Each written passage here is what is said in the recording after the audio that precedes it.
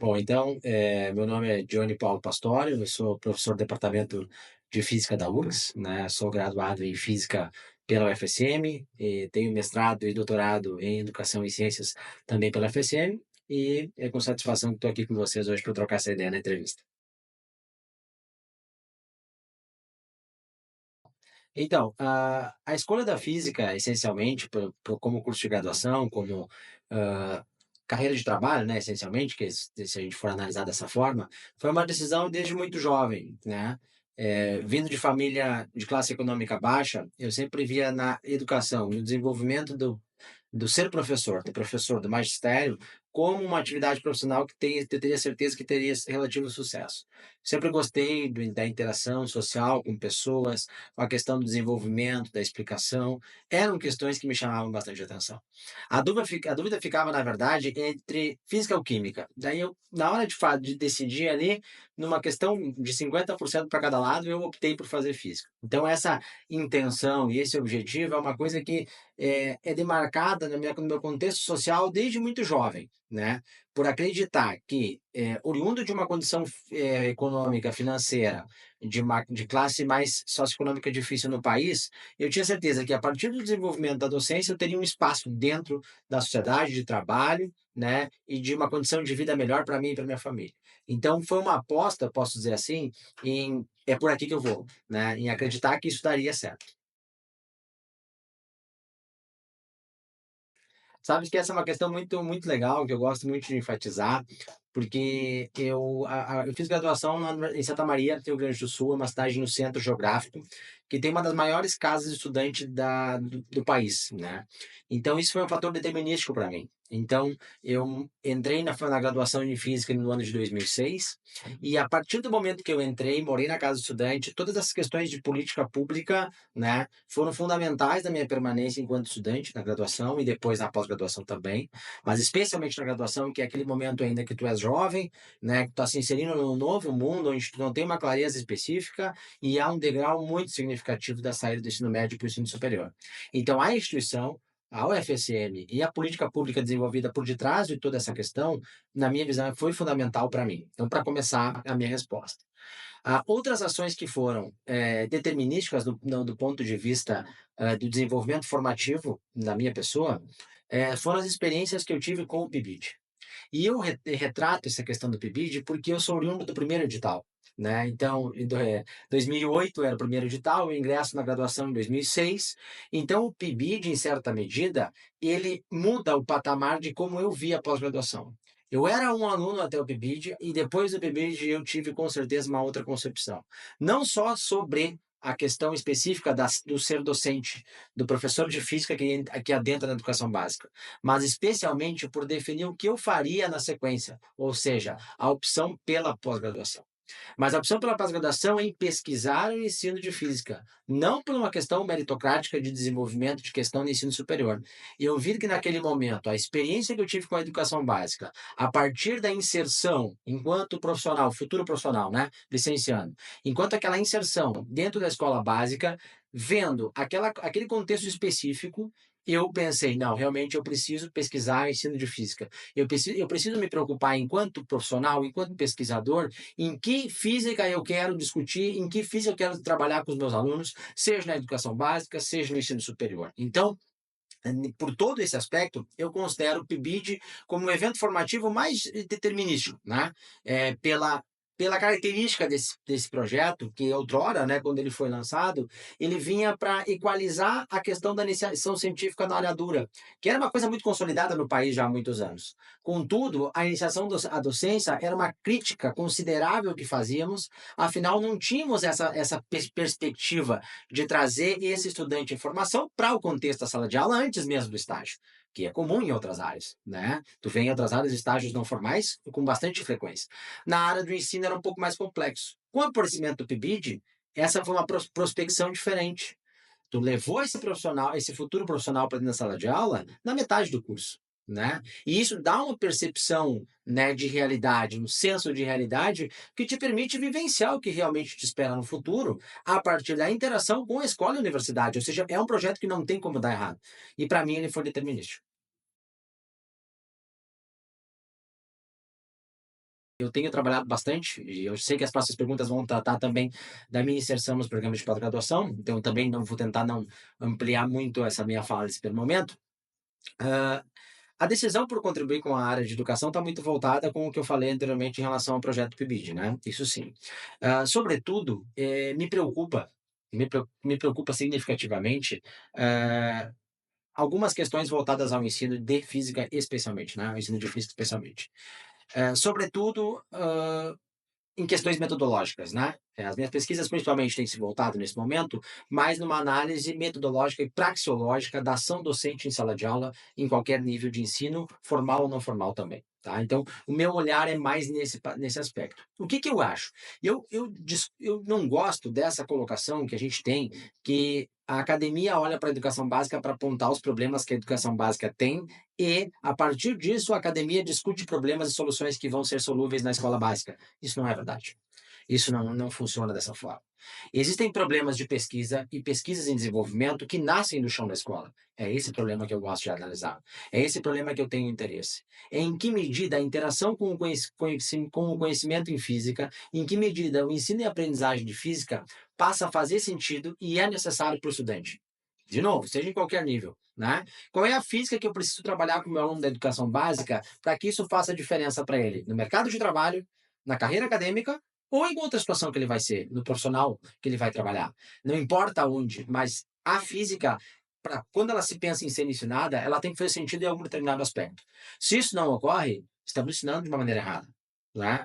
O ensinar por apenas ensinar não faz o menor sentido eu trabalhar cinemática 6 meses do meu desenvolvimento da educação básica e depois eu chegar lá no exame vestibular ou no exame do Enem, que é o exame nacional, e não tá cobrando lá S igual a S0 mais VT. Ou seja, a minha crítica, a minha preocupação enquanto pesquisador é muito voltado a essa preocupação do que ensinar, para que ensinar e como ensinar, tá? Eu acho que essas perguntas, elas devem estar enraizadas no desenvolvimento de qualquer pesquisa que se for feita na área de ensino de física ou mesmo da ação docente do professor. Se o professor, quando o professor olha para essas questões de uma maneira que ele consegue responder elas e que elas façam sentido dentro da concepção dele, perfeito, estamos no caminho certo. Não estou dizendo aqui de novo, né? Eu não estou falando que os problemas de pesquisa se resolvem na universidade e a escola e aí daqui a gente leva para a educação básica de maneira nenhuma. Eu acho que a educação básica tem a sua importância, o seu espaço, que tem por si só representatividade. Então não é uma questão, uma métrica que é uma questão hierárquica, pelo contrário, eu coloco as 2 instituições, escola e universidade, no mesmo patamar, né. E aí se relaciona muito com o que eu falei do PIBID inicialmente, que é a importância da relação entre as 2 instituições, para que isso faça sentido tanto para o aluno que está começando, quanto para os professores de formação continuada. É um processo de retroalimentação, o desenvolvimento. Então muito da minha escolha pela sequência da pós-graduação e por me dedicar nessa questão praxeológica, é por responder essas questões que eu falei anteriormente. Como você falou, eu oriento no programa de pós-graduação em ensino de física da URGS, e também no programa de pós-graduação em educação matemática e ensino de física da UFSM. Vou te responder de bate-pronto, a principal demanda dos alunos é mais concurso. Tá, então essa é uma demanda que se tu perguntar para quase todos que estão cursando a pós-graduação no nível de doutorado vai dizer: "Poxa vida, abre concurso ou abre vaga de pós-doutorado", mas é brincadeira, né. A gente forma, em especial mestres e doutores, sempre pensando na qualificação do processo, né, eu acho que essa é o principal viés. Mas também seria ingênuo demais, né, raso demais, afirmar que não está relacionado com um local de trabalho. Eu estive numa reunião com a coordenação da avaliação da CAPES, agora há 7 dias, e o coordenador, que também é físico, ele informou que 71%, 70 ou 71% dos mestres e doutores do Brasil trabalham na iniciativa pública e 60% especialmente trabalham na educação. Ou seja, 7 de cada 10 doutores está no serviço público. Ou seja, se tu me pedir qual é a demanda que eu preciso ter, então no Brasil tem que ser vaga para esse pessoal poder desenvolver. É uma questão fundamental, né? Esses mestres e doutores que a gente está formando, eles estão onde, né? Qual é o espaço que eles têm para fazer o desenvolvimento profissional deles? É só as universidades? São só as repartições públicas? Ou a gente consegue administrar eles junto ao mercado de trabalho? esse meu aluno que eu estou formando, ele tem condições de encarar o mercado de trabalho de uma maneira, propositiva? Quando eu falo propositiva é, em condições de concorrer com uma vaga com outro profissional que não fizeste mestrado, doutorado, que não se envolveu na pós-graduação? Então a demanda hoje que eu vejo é que a pós-graduação do Brasil precisa repensar ou pelo menos pensar qual é o perfil do egresso, tá? Qual é o perfil do egresso? Que aluno eu quero formar? Eu quero formar um aluno, um doutor em física para trabalhar só em universidades, ou eu quero trabalhar, formar um egresso, um doutor em física que possa trabalhar em espaços onde hospitalares, industriais, que consigam absorver de maneira considerável e significativa esse profissional. Então, as demandas que eu vejo da pós-graduação é um pouco disso, tá? Na minha visão, em certa medida, a gente conversa no Brasil todo e fora do Brasil também, especialmente na América Latina, Colômbia e colegas da Argentina, que a pós-graduação deixou de ser atrativa, né? A pós-graduação deixou de ser atrativa. O movimento de aumento significativo no valor da bolsa realmente tem um resultado prático e imediato, né? A gente passou por 4 anos de absoluto esquecimento, que, em certa medida, levaram a esse resultado ruim que se encontra exatamente agora. Hã, a proposição, um aumento significativo no valor da bolsa, ele é um dos instrumentos para tornar novamente a pós-graduação, em certa medida, atrativa, né, eu posso dizer assim, para aquele estudante que tá ingressando. Vejamos bem, em condições normais de temperatura e pressão, um estudante está ingressando no doutorado com 25 anos. E olha que eu estou falando de uma situação, utópica e positiva. Então ele vai terminar a sua pós-graduação com 30, com doutorado com 30 anos. 30 anos é uma idade, né, que tu já vem consolidado em termos acadêmicos, em termos profissionais, tu já tem 30 anos, e a tua inserção no mercado de trabalho ainda é dúbio. Ela ainda é dúbio porque tu não tens um espaço em que diga assim: olha, o doutor Johnny vai trabalhar aqui comigo, porque o doutor Johnny, eu vou absorver exatamente o doutor formado pelo FSM na física. Então, acho que a demanda principal é isso. A segunda demanda é a estrutura também está relacionado a investimento, mas investimento não só no valor da bolsa, em questões estruturais para desenvolvimento de pesquisas de ponta, seja elas na questão tecnológica, mas também se desenvolve pesquisas importantes com ciências humanas, tá? Ciências sociais aplicadas, ciências sociais. Então eu penso que também pautar esse desenvolvimento da pós-graduação a partir de pesquisas que se consolidem, em certa medida, com pesquisas com rigor metodológico, com rigor de desenvolvimento, doutorados fora do país, trazer pessoas de fora para dentro dos programas, que isso volte a ser uma realidade, né, que possa, a partir desses diversos intercâmbios, dessas diversas interrelações humanas, trazer resultados que realmente façam sentido para a pós-graduação em nível nacional. Essa é uma pergunta das que eu fico mais confortável em poder falar, porque, invariavelmente elas se tornam, objetivo da minha pesquisa durante esses muitos anos que eu estou na carreira acadêmica, né. Hoje eu estou com 36 anos, e eu estou com 7 anos de universidade, né, de instituição, terminei meu doutorado aos 28, 29 anos, então eu tenho dedicado boa parte da minha vida desde então, são pelo menos mais de 10 anos, 15 anos, pesquisando sobre metodologias ativas e tecnologias digitais de informação e comunicação, tá. Então esse é o campo que a gente gosta de falar, a pergunta que enche os olhos, que a gente pode conversar. O Johnny, professor Johnny, pesquisador Johnny, acredita substancialmente numa afirmação: as tecnologias digitais de informação e comunicação, elas engoliram a sociedade atual. Para mim, isso é uma questão específica. Os dados do censo TIC Educa de 2023 mostram que 98% da população brasileira tem um smartphone, sendo que este é o recurso mais utilizado para o acesso à internet. Aí se eu coloco a questão: você está dizendo, professor, que você acredita que o smartphone tenha que ser utilizado para ir na sala de aula e restritamente? Não estou falando isso. A minha questão é: em que medida a universidade e a escola vão negligenciar a presença desse equipamento e dessa sociedade da informação? Será que o estudante que ingressa na escola básica hoje, no primeiro ano do ensino médio, é o mesmo estudante que ingressava lá com o Johnny em 1980 e 92? Não é.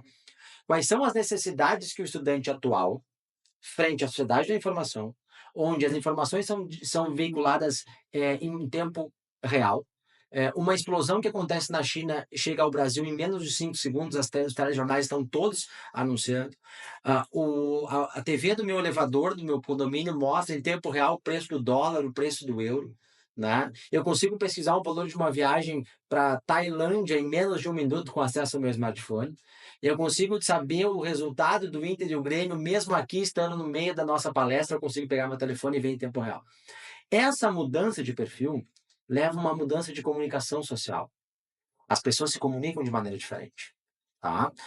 As pesquisas têm mostrado, né, as pesquisas de cunho mais quantitativo mostram diferenças de como as pessoas se comunicam hoje em locais públicos, como, por exemplo, restaurantes, como, por exemplo, espaços de massa, né? Isso é o que eu destaco quando eu falo a necessidade da inserção das tecnologias digitais de informação e comunicação no ensino de física. Como é que tu vai discutir física se tu não vai discutir a física por detrás do smartphone? Por que a gente não pode utilizar esta questão da tecnológica, essa questão tecnológica, que veja que ela é muito maior que o recurso, tá certo? Não é só o recurso, é o que tem por detrás desse recurso. Por que eu tenho que discutir efeito fotoelétrico de uma maneira teórica se eu não consigo relacionar ele com nenhuma prospecção tecnológica que eu tenho na sociedade? Então, a minha defesa enquanto pesquisador é que essas discussões com tecnologias digitais de informação e comunicação sejam pautadas imediatamente para dentro da sala de aula, tá? Isso é pautar a discussão. Se a gente vai utilizar o computador, o Arduino, simulações computacionais, que é o que eu mais tenho feito, isso é outra história. Esse é o próximo passo.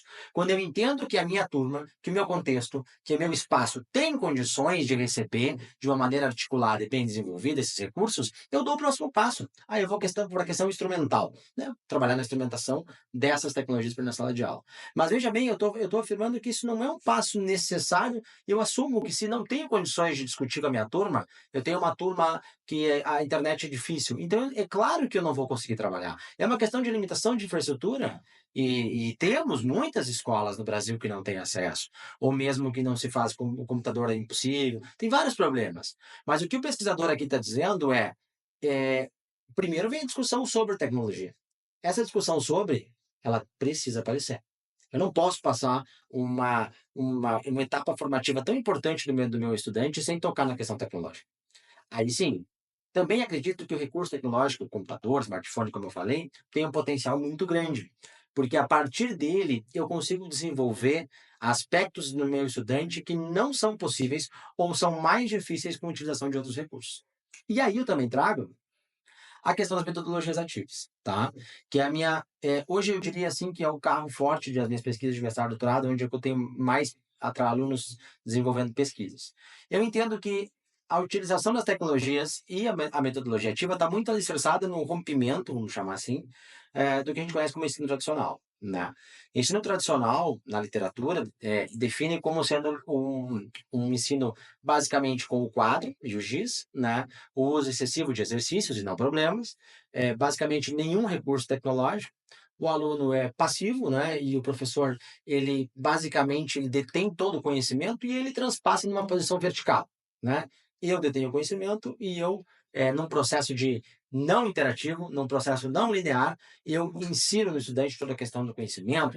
Essa concepção, para mim, ela está enraizada. Hoje, na minha palestra, eu vou tocar bastante nesse ponto. Essa concepção, para mim, está enraizada na física, né? A minha opção, a minha questão de pesquisa, quando eu falo de metodologias ativas, é mudar esse processo. Quando você fala em metodologia ativa, quando você vai na literatura, você vai ver lá definido. Metodologia ativa é colocar o aluno como central no processo de aprendizagem. Colocar o aluno como centro do processo de aprendizagem. Mas o que de fato significa isso? O que é isso? Para mim, só tem uma maneira disso acontecer. É o professor mudar a sua concepção. Eu só vou conseguir colocar o estudante no centro do processo de aprendizagem se o professor entender que isso se faz necessário e por que isso se faz necessário. De novo, o que ensinar, por que ensinar e como ensinar. Porque se eu não compreendo a necessidade de entender que o Johnny precisa ter uma prospecção formativa diferente de 1980, eu vou continuar formando exatamente no método tradicional, né? Aula teórica, prova de exercício. Aula teórica, prova de exercício. Equação, equação, equação. Eu não estou dizendo que isso não tem a sua importância, mas eu estou dizendo, a minha pergunta, o meu questionamento, que aluno que precisa ser formado hoje para viver em uma sociedade que é pautada e balizada pelo uso das tecnologias de informação e comunicação, onde os cargos de TI são aqueles que mais evoluem, né? Esse estudante precisa ser formado de uma maneira diferente. E aí as metodologias ativas entram como um processo. Então, se o aluno precisa ser o centro do processo da aprendizagem, é necessário que o professor, na condução da sua aula, no desenvolvimento da sua carreira docente, dê oportunidades para que isso ocorra, né? As oportunidades existem, as maneiras de como se fazer, a questão metodológica é possível, mas para que isso ocorra, eu tenho que quebrar esse paradigma que está enraizado, né? Paulo Freire já destacava esse paradigma como educação bancária, né? Então é com isso que precisamos romper. Não é um processo fácil. Pode parecer fácil, mas não é um processo fácil, porque essa concepção da necessária mudança é uma concepção que leva um plano temporal significativo para ser alterado, tá? Mas é justamente por isso que as pesquisas que a gente desenvolve têm esse olhar para a sala de aula, né? Na expectativa de que, na medida que as questões estejam se desenvolvendo e os resultados de pesquisa se consolidem, como eles têm esse olhar para o problema da sala de aula, esse paradigma possa mudar e a gente possa ter, então, um processo formativo, processo de ensino e de aprendizagem, como a gente diz, formativo e associado às necessidades que, se eu disser agora mercado de trabalho, eu não posso dizer só mercado de trabalho, mas mercado de trabalho, academia e todos os setores da sociedade esperam da escola básica e do ensino superior. Que na verdade é isso. Se eu não tenho essa percepção de que egresso eu estou formando, para onde vai esse egresso, qual é o caminho que ele vai seguir, eu não consigo ter um processo como um todo que faça o sentido que precisava ter. Boa pergunta. Eu vou me pautar ao direito de fazer essa análise em relação ao estado do Rio Grande do Sul, tá? Porque a gente sabe que, como o Brasil é um país longitudinal, né, e as secretarias de educação são as responsáveis por gerirem o ensino público estadual, né? Então aqui temos uma realidade de Mato Grosso do Sul. Rio Grande do Sul provavelmente deve ser outra realidade, com certeza eu sei pelo que eu comento com os colegas, né, de todo o país. Ah, não tem como fugir muito da tua pergunta, e não pretendo fazer isso, sem pautar as condições de trabalho e, o reconhecimento profissional, né. No Rio Grande do Sul hoje, um professor de 20 horas, ele tem salário médio de R$ 2.500, tá. Então, um professor de 40 horas, ele vai ter um salário no máximo de R$ 5.000. Então, essa questão, primeiro é financeira, segundo é as condições de trabalho. A infraestrutura das escolas é muito precária, muito precária. Nós em Porto Alegre fomos atingidos por uma severa enchente que foi noticiada em todo o país, né, a maior da capital, na história, né. E o que a gente tem de resultado hoje, por exemplo, são escolas que permanecem fechadas, né. A enchente estourou no início de maio, nós já estamos já em setembro, né, e as escolas continuam fechadas. Além disso, as escolas que foram parcialmente inundadas, ou mesmo as que tiveram algum colapso de falta de água ou falta de energia elétrica, ainda sofrem com as questões estruturais. Sobretudo, há uma carência gigantesca de profissionais, de mão de obra. Professores que as secretarias com os governos estaduais não cobrem a escassez de professores.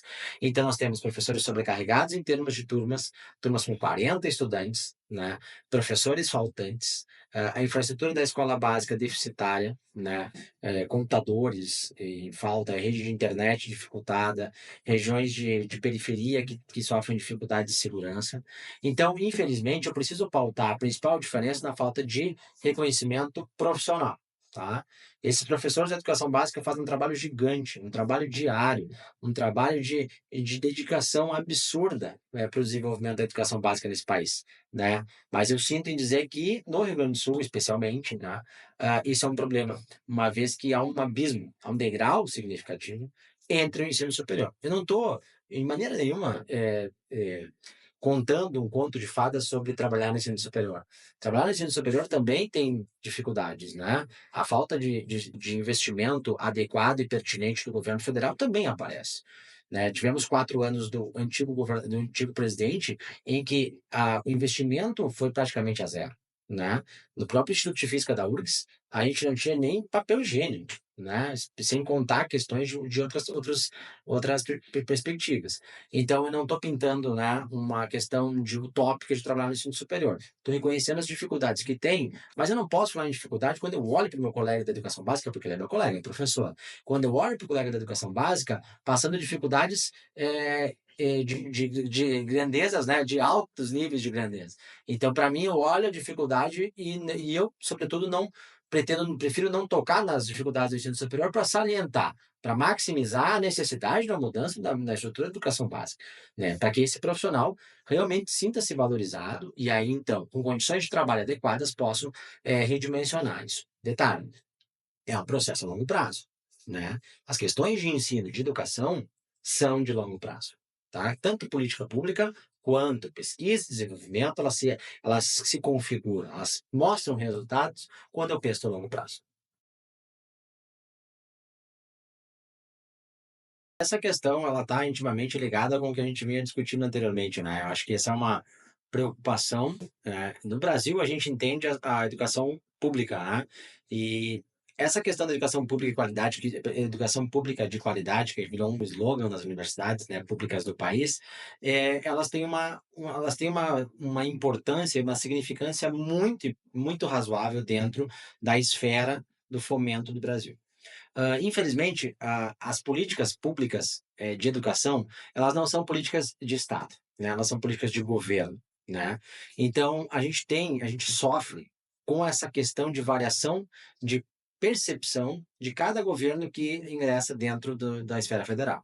Então, de repente, tem um governo que tem um viés mais voltado para a educação, esse governo sai, o próximo governo começa tudo do zero, com concepções novas, com percepções novas. Vejamos, as principais nações mundiais que investem em educação têm políticas de Estado, de longo prazo, e que demoram anos, décadas, para que tenhamos resultados que sejam significativos. No Brasil, a gente faz exatamente o oposto. A gente aposta tudo em 4 anos. Né? 4 anos. Então, todo o desenvolvimento, toda a construção, toda a percepção de educação, ela é pautada naqueles 4 anos. E mais, muitas vezes dentro do próprio governo há uma mudança de encaminhamento. Né? É comum vermos ministros que saem, quando vem o novo ministro já tem uma outra percepção, né? Diretores que são alterados com frequência. Então, isso para mim é uma questão preocupante, tá? A questão de falta de políticas de Estado. Não tem como se pensar no Brasil educação superior de qualidade que não seja pública. O nosso sistema é construído assim. Nós temos boas universidades privadas excelentes, a PUC é um dos casos mais emblemáticos. Mas, essencialmente, são as públicas que têm os melhores resultados e os melhores desenvolvimentos do país. Eu posso citar muitas das que vêm na ponta da língua da gente aqui, estaduais ou federais, mas que têm resultados significativos. Então, vejamos, se o nosso carro-chefe, né, a nossa ponta é a universidade pública, o investimento é uma questão essencial, né? E as parcerias público-privadas são escassas, né? As parcerias público-privadas, que seriam uma alternativa para que a gente tivesse uma injeção de dinheiro privado dentro do sistema da universidade, são escassas, são casos pontuais. Ou seja, se não for da esfera governamental, ou seja, do dinheiro público, as universidades se encolhem. E são N os exemplos de encolhimento do investimento dentro da educação, né? Então, acho que a minha resposta é: se o nosso sistema ele projeta as universidades públicas a serem as melhores universidades da América Latina e ter bons resultados dentro da pesquisa mundial, né? Só com investimento que a gente vai prosperar. Né? E claro que o investimento não é uma torneira aberta, é um investimento pensado e organizado para que essa universidade desenvolva, né? Mas para isso tem toda uma equipe para o desenvolvimento de políticas públicas que façam isso, que isso chegue de fato até a universidade, até o ponto principal, que é o desenvolvimento do estudante depois das pesquisas.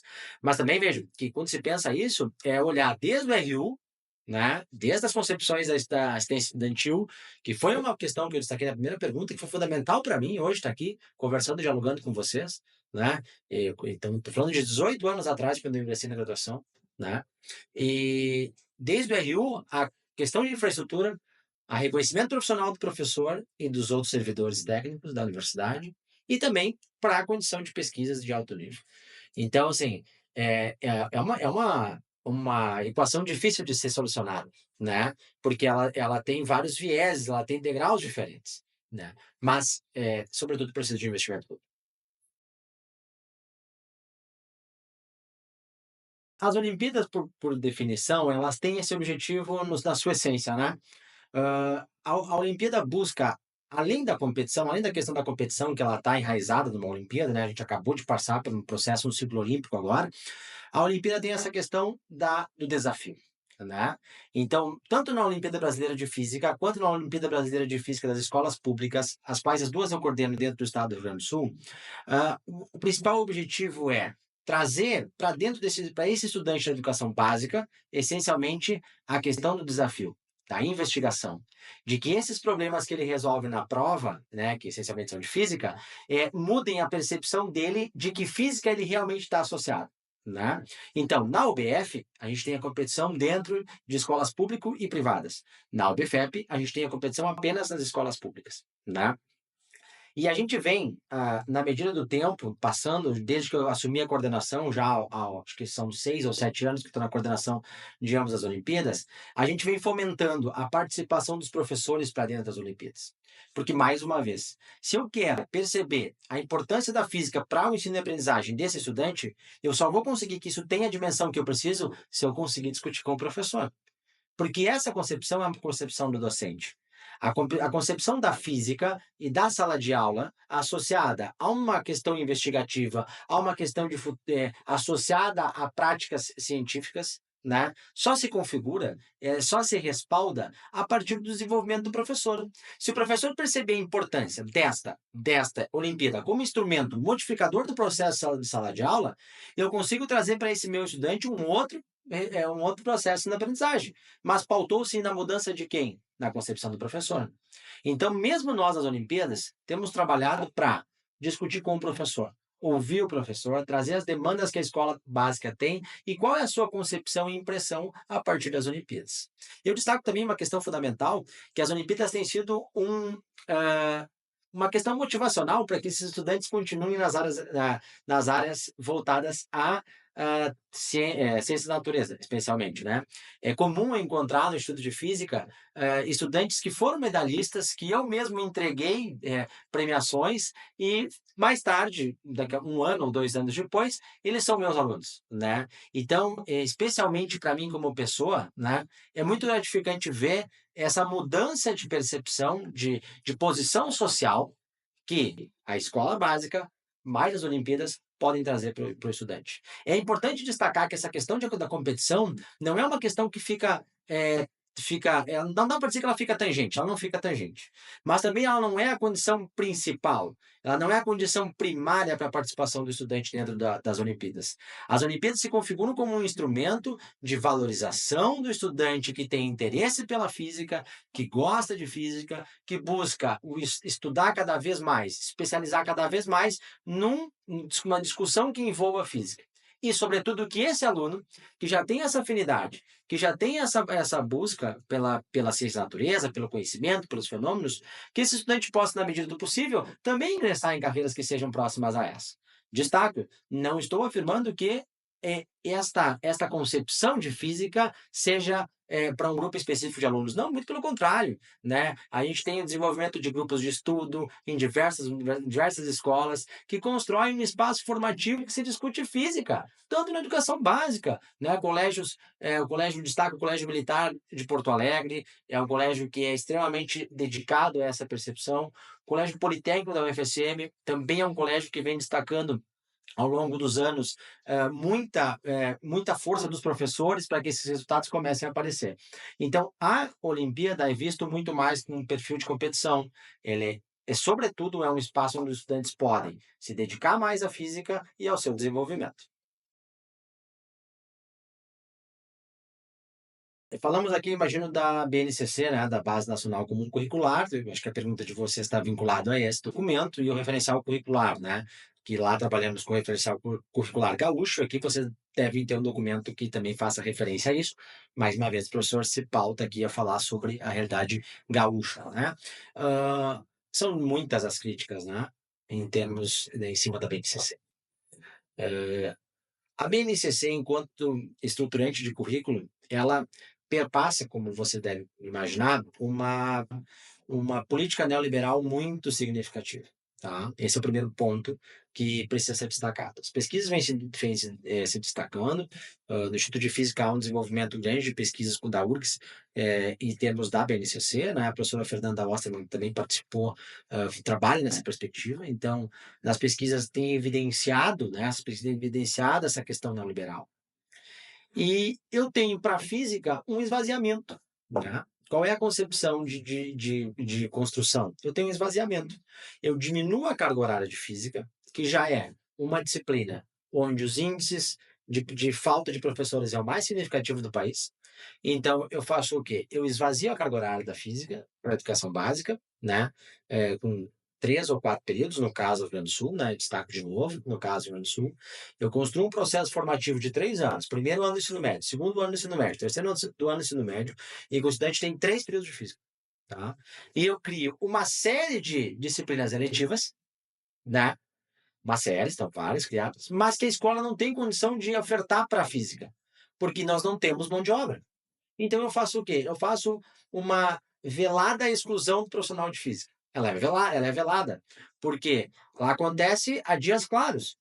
Uma vez que eu não tenho docente suficiente, eu não tenho como ofertar eletiva associada ao ensino de física, ou próxima de física, né? Não precisa ser de física, mas interdisciplinar, na questão interdisciplinar.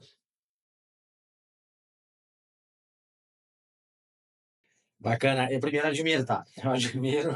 Eu admiro a iniciativa e admiro o desejo e o anseio de seguir a carreira acadêmica no ensino de física, né? Essencialmente fazer a licenciatura e, por que não, depois a pós-graduação. A minha sugestão é mais como pessoa do que como pesquisador nesse momento, né? É de entender qual é realmente o papel que tu pretende desenvolver na tua vida, antes de qualquer coisa, né? Ter um objetivo específico em ser professor universitário, ser professor do magistério superior ou na educação básica, são objetivos necessários. Mas eu acho que é fundamental tu ter em mente o que de fato tu quer contribuir naquela tua caminhada, né? Se teu objetivo é, de fato, se tu entender que teu objetivo é formar novas pessoas cada vez mais para discutir a física e que física tu vai trabalhar, qual é a importância naquelas 3 perguntas que eu falei, do que, para que e como, eu acho que é um belo caminho que tu siga, né? Vai, investe nessa tua percepção. Se a tua ideia é se preocupar com a física que vai ser discutida e trabalhada na educação básica, para formar adolescentes que se ingressam no mercado de trabalho, na academia, vai para a educação básica. Mas tenha sempre em mente quais são as dificuldades e as especificidades de cada carreira, sabendo que desafios e dificuldades tu vai encontrar em todas, né? Essencialmente não há um caminho perfeito, mas que realmente seguir na área da física, pela escassez de profissionais que temos no Brasil, é uma área assertiva. É uma área assertiva. Tu estás fazendo um caminho que pode ser bem, bem atrativo em relação ao teu desenvolvimento profissional e também a questão socioeconômica que vai envolver a escolha profissional. Mas, sobretudo, entenda que serão diversos percalços, diversas dificuldades, mas que no futuro, ao longo prazo, o resultado vai com certeza